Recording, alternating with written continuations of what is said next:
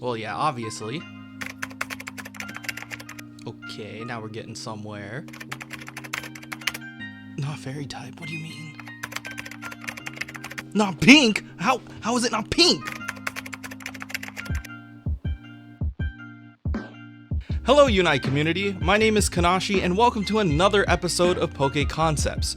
As you saw from the intro, we're going to be going over a Pokemon that is going to break the normal status quo that we have for support Pokemon, as well as give Crustle a friend from Gen 5.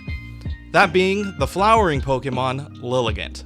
Lilligant is a monograss type Pokemon that can be found in the Unova region.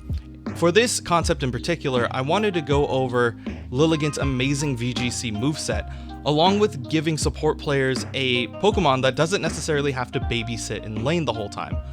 On top of that, I've also introduced a brand new mechanic that we can maybe test out in Pokemon Unite, and hopefully players will embrace it and eventually blossom into this brand new role.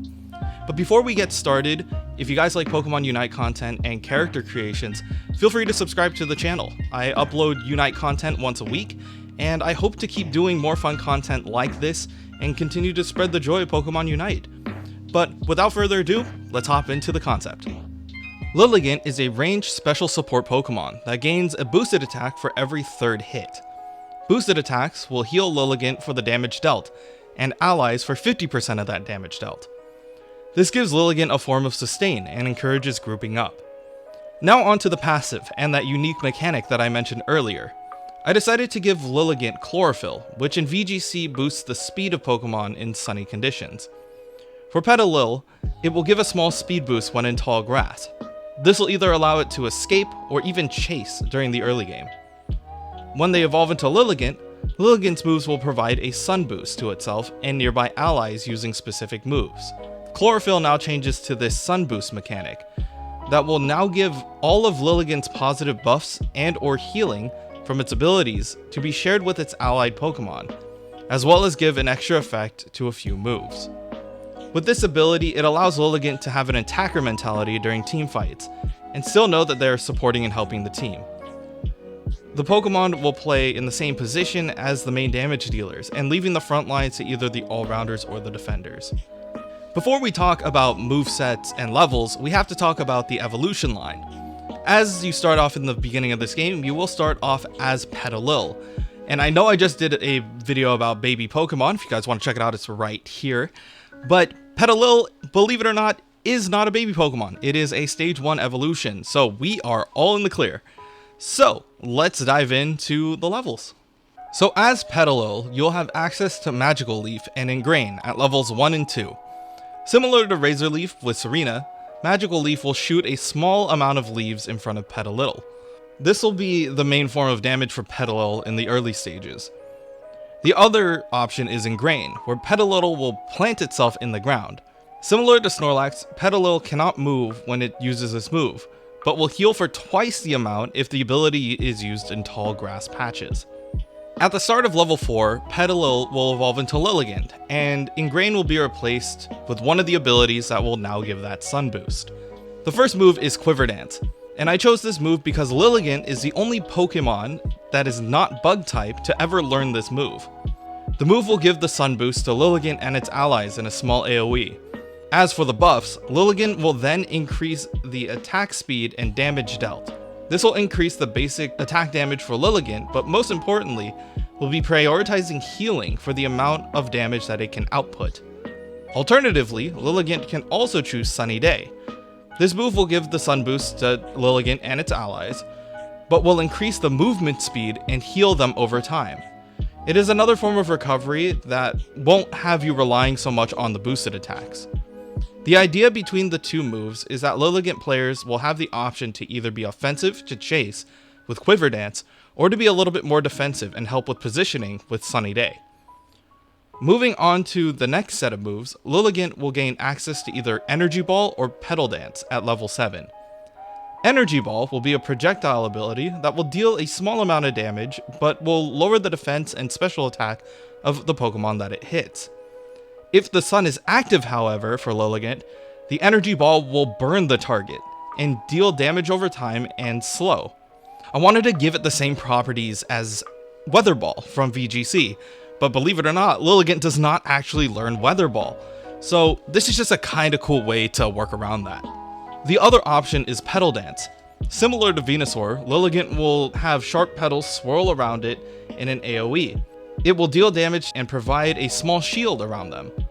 If activated in the sun, however, the leaves will be set ablaze, dealing damage over time and once again slowing opponents that are caught in it.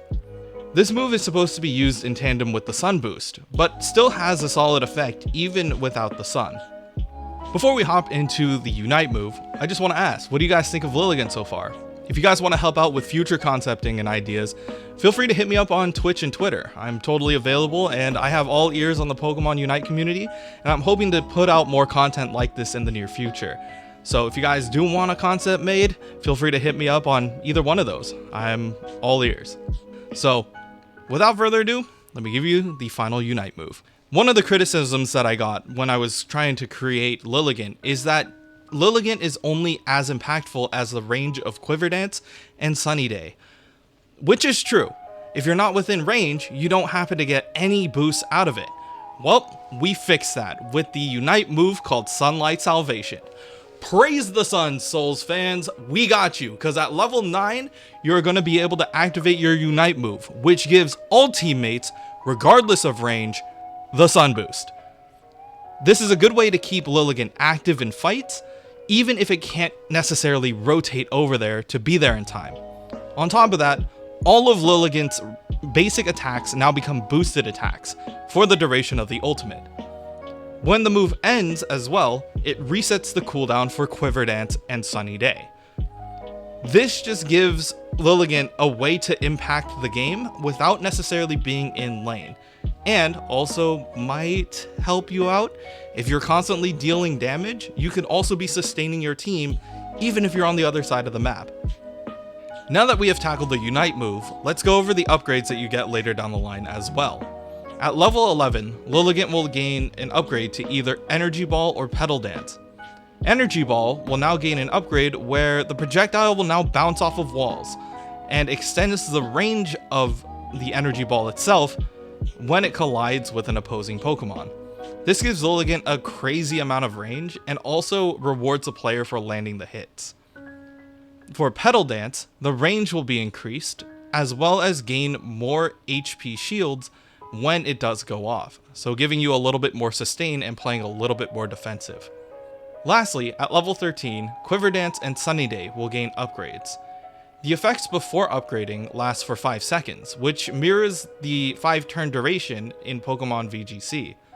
When upgraded though, the duration will be increased to 8 seconds, which is the same as the duration of Sun for Pokemon that are holding the Heat Rock. It's just a little Easter egg that I threw in for this specific upgrade. So, what do you guys think of the flowering Pokemon Lilligant? Is there anything that you would change? Drop a like on the video if you would play Lilligant, and feel free to let me know what you think in the comment section below. Believe it or not, I do actually read through all of the comments, and if anything, I get a lot of creative feedback, and I change the notes for myself in my own personal file. On top of that, it helps me flesh out these concepts and make them even more robust and concise and clear, so that way everybody can really enjoy what I'm trying to put out here.